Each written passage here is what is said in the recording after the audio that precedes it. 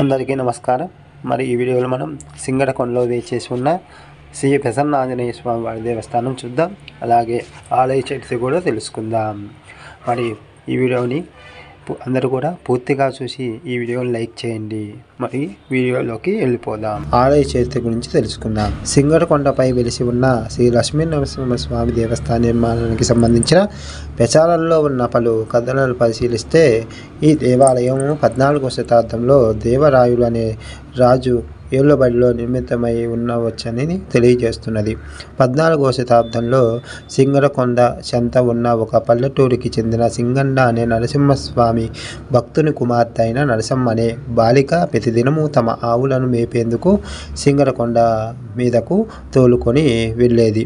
ఆవుల మందలో ఒక ఆవు రోజు తలబడి పాలు ఇవ్వకపోవడాన్ని గమనించిన సింగన్న ఎందుకు ఇలా జరుగుతుంది అని తెలుసుకోవడానికి ఒకరోజు రహస్యంగా ఆవును వెంబడించాడు. ఆ ఆవు నేరుగా వెళ్ళి కొండపైనున్న ఒక శిల వద్ద ఆగింది. ఆ శిల నుండి ఒక బాలుడు ఉద్భవించి ఆ పాలను తాగి వెళ్ళడం సింగన్న గమనించాడు.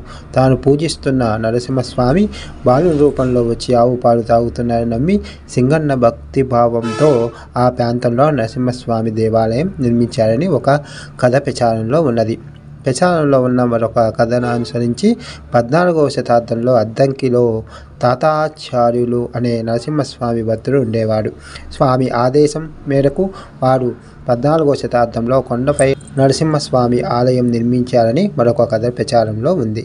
కొండ దిగువన ఉన్న శ్రీ ప్రసన్న ఆంజనేయ స్వామి వారి దేవాలయం గురించి ఒక ఆసక్తికరమైన కథ ప్రచారంలో ఉంది. ఇప్పటికీ సుమారు 210 సంవత్సరాల కిందట శ్రీ లక్ష్మీ నరసింహస్వామి వారి దేవాలయ ప్రాంగణంలో ధ్వజస్తంభం ప్రతిష్ఠ జరుగుతుండగా తేజో సంపన్నుడైన ఒక యోగి కొండ దిగువన భవనానికి తటాకం ఒడ్డున శ్రీ ప్రసన్నాంజనేయ స్వామి విగ్రహాన్ని ప్రతిష్ఠించి అదృశ్యమైనాడు.